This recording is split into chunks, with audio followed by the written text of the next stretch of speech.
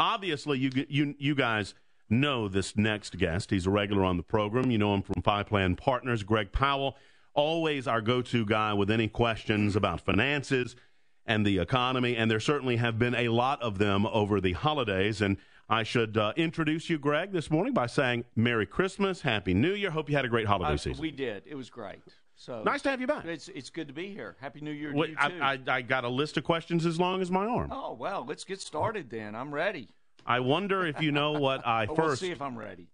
I wonder if you can guess what my first question will be. I have no idea. Probably in relation to tonight's football game. That seems to be the topic so far this morning. Greg, by no means. Greg is. You're interested in more. We're in Alabama. You're interested in long-term financial security and helping one's financial house.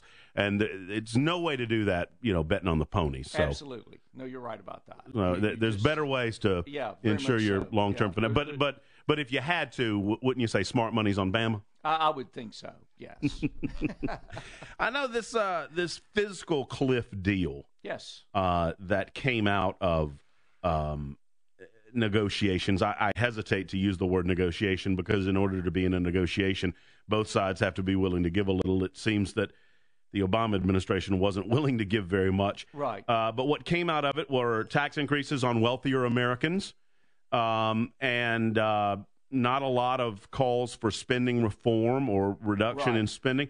The market responded seemingly positively in the 1 or 2 days following the deal. Was that simply because that we knew we weren't going to deal with tax increases across the board? Well, that may have had something to do with it, but you got to remember a lot of people took action prior to the decision finally coming down. Mm-hmm. So as we approached December 31st, a lot of people sold out of the market in terms of the stock market.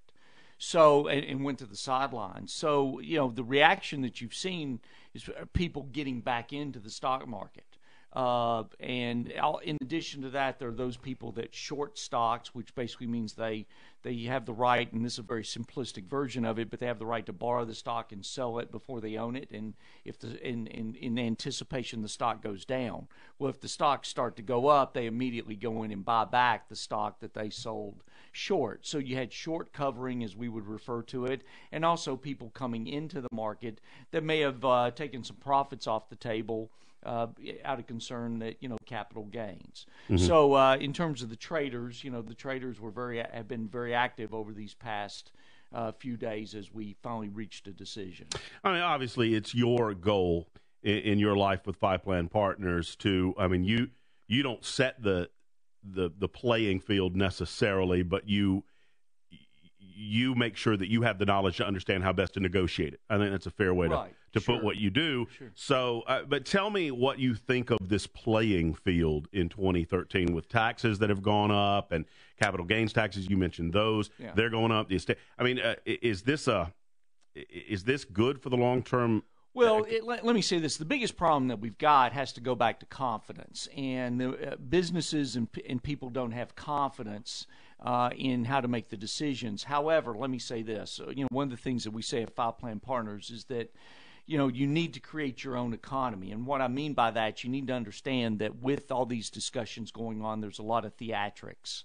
There's a lot of theatrics coming out of Washington. The politicians, have found out and this doesn't classify every politician, but there are those that found out, hey, I can get some good media coverage and some good sound bites out of this. Mm-hmm. And so with that, people don't need to make their decisions just purely on an emotional, reactive basis in their portfolios. They need to do a financial plan, which, by the way, at this point, we don't really have a budget in the government to know what we're doing, and everybody needs some kind of financial plan or budget to work with. In addition to that, then, in that financial plan, go on and anticipate that, the decisions coming out of Washington, that they may not make them in a timely fashion. We've got more debates coming up in late February, early March. We've got a debt ceiling debate. So we've already been through this once. If you thought that, we've had some nasty debates, this one will probably be a lot nastier, just from the standpoint that, it has to do with the spending. you can, and I'll make my point here is that with what happened out of Washington here recently, everybody saw their payroll tax go up. Mm-hmm. So to give you an idea, 50,000, somebody making $50,000 a year, that's about $1,000 out of their pocket in terms of, payroll tax. Well, there's a lot of things you can do with $1,000. Mm-hmm. Now, that said, if you're not going to spend in the economy and it's going back towards taxes, then one has to ask, in this whole debate of 400,000 income, 450,000 income, taxing those, it impacts everybody what just took place. It's not just those people making 400,000, joint couple 450,000. I mean, you have very knowledgeable clients. Obviously, they're invested in their short-term and long-term future in terms of finances. But I mean, if you had someone listening to the show today, maybe it's even a client of yours. If you had this person call and say, Greg, my deal. I'm making about $68,000 a year. What do I need to do to adjust to these new payroll taxes? I'm the type of guy at the end of the year when April rolls around, I like to be fairly balanced. Sure. I don't want to give too much to the government and let them use my money. I don't need money coming back. Right. I don't want to send too much. I mean, are there adjustments that need to be made? Well, it could be from the standpoint of there again the whole financial plan. Looking at the whole picture. Also, if you're working with the CPA, have the financial advisor and the CPA coordinate together. So, like case in point, at File Plan Partners, we don't do income tax returns. But right. What we do is that we coordinate with the CPA for our client to make sure that we're both on the same page, that we're communicating. CPAs look at it one way, financial advisors look at it a totally different way. And I'm big on that. I'm big on the debate. Let's have the debate, but unlike what's coming out of Washington, let's come to terms and do what's right in the best interest of the client. And so, in understanding the whole picture. So it's where people need to work smarter.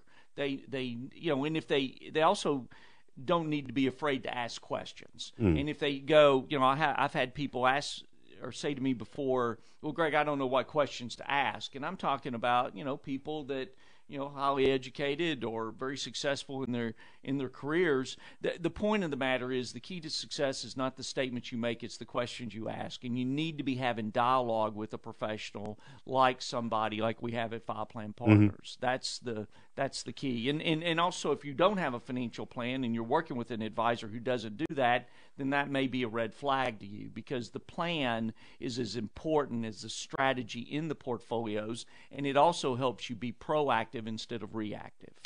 Well, what is this going to mean for business owners? And by this, I mean the Cliff deal.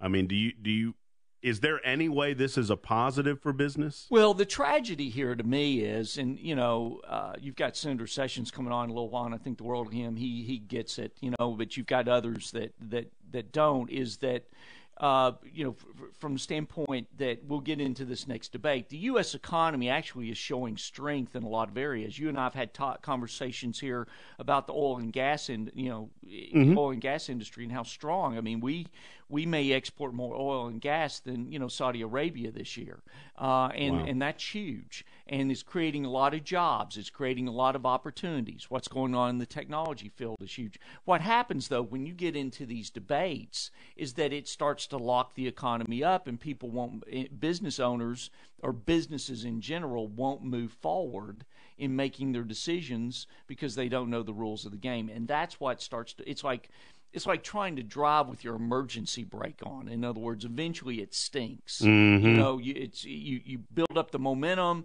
and you just can't get full takeoff because something's holding you back. And what's coming out of Washington with these debates is the exact same thing. The future for debate in Washington, D.C. over the next several months, I mean, it's going to be all about debt ceiling. Yes. I mean, how does this debt ceiling debate, if at all, in terms of the business world, differ from the debates we were just having? Because Obama turned what was supposed to be, in my estimation, a spending question into a taxing question. Yes, that's exactly right. Well, in other words, from President Obama's standpoint, he was saying, hey, if we tax more, then we'll have money to pay down the spending. Well, that's like somebody saying, if you give me a pay raise, I'll change my spending habits. Usually what happens, they just spend more. And That's a good way of looking at it. And I have, I deal with that with people on the financial planning side where they come in, hey, I've got a great raise and everything, and I'm going to, buy these certain items, or this is something we've always wanted to do. Well, it's the same analogy. You can take the government and the situation we're in, put it down on a personal level, and understand very simply the problem we've got. If you got any questions for Greg Powell, he's with us until the top of the hour, 8 o'clock, and you can call 741-100.5 or 877-569-100.5. The Murphy Show continues right after this, 100 WAPI, 100WAPI.com. Let me tell you, if you're in Miami, and we were talking about this during the break. Yes. If you're in Miami tonight, and I was in Las Vegas during the holidays. Yes, you were. I understand the economy's, the business, and we're trying, it's trying to get better. Well, yeah. But man, oh man, you talk to Las Vegas or talk to Miami, and there's no recession going on. No. You'll look at the stadium tonight, and it'll be full. So, and the slowing economies where you're seeing it is in certain industries, especially that impact our economy. Mm-hmm. Let's go back to the banking still trying to get back on their feet, housing still trying to get back on their feet, automotives. Energy's doing well, like you mentioned. Energy's doing well, but yeah, there's it's different areas of the economy. But when it comes to travel and sports related, people will find money to be able to spend on that. Of course, that doesn't mean they can afford to spend it. They may just be. Now, these guys that I saw out in Las Vegas, I don't think they were part of the 1%. Now, maybe I'm wrong. I don't know, but I mean, they look like just average Joes. Yeah. And I'm just such a tightwad. I can't stand to lose money at the tap. I mean, it's just one of those things. That's not what I've heard. I've heard you're a high roller. Scott has a question or comment with our guest, Greg Powell of Five Plan Partners. Hey, Scott, good morning. Hey, good morning. Question, and I'll try to phrase it correctly. I've heard people, government officials, people on the talk show state, and I know Greg just mentioned about the government and equating it to personal finance, and I totally agree. What comes in should only be what's going out, or if you do take on debt, you need to have a plan to reduce that debt. But they say government's different. It doesn't have to operate like household finance. Can he add or shed any light to me on how that is, or is that just some construed economics just to make us feel better? Well, let me say this. That's a great question. And keep listening online, Scott. We'll let Greg answer. Yeah, Go ahead. It's a great question. One of the things that makes it different is government accounting.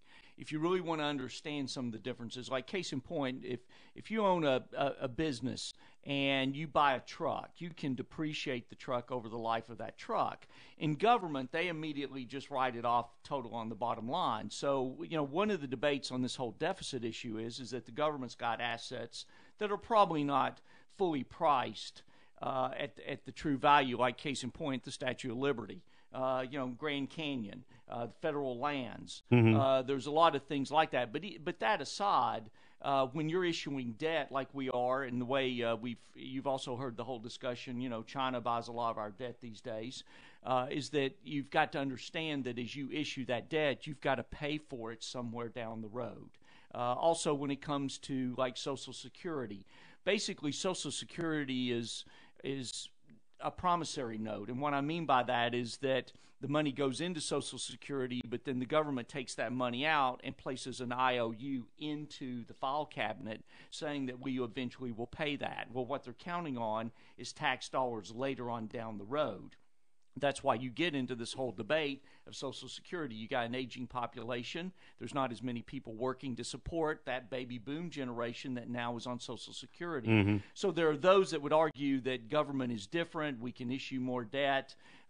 We've got additional assets, but who wants to sell off part of the country? It's like Greece.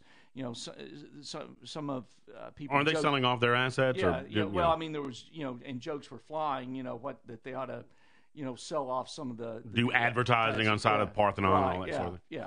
Now, I made a statement last week, and I'm just going to repeat it to you and let you respond to it without comment. We currently owe ourselves $16.4 trillion. And that is correct. We will never pay it back as a nation, ever. I want you to comment on that. Okay, I don't fully agree with that, and what I mean by that is that we are in a danger zone. I don't deny that, but where I think that you make a huge difference, and this is going to be a big debate going forward, is government's got to restructure itself. In other words, government has not become efficient with technology. Like case in point, when you're standing in line somewhere, so it's going to be a restructuring of government that will have to make that happen, and that's going to take some strong leadership and not some of the stuff we're seeing right now. I want to talk about that maybe next week. Okay. I really would, because I'm the cynic, in the group. You're much more optimistic than me, and that's important, I think, to take that approach. I want you guys to call Greg or one of the friendly folks over at Five Plan Partners if you have any questions about your personal finances. 989-3498, 989-3498. As always, FIPlanPartners.com, great app. Yes. Join Five Plan Partners on Twitter. And we give out a lot of free information on our app, on our website. If you want to see the letter I just recently sent out to people about this whole Taxpayer Relief Act, it's on our website as well as other information. Greg, always a pleasure. Hey, it's always great to to you be very here. soon. Happy New Year. Next hour, Jeff Sessions, Senator from the great state of Alabama, comes up with us. We'll be back.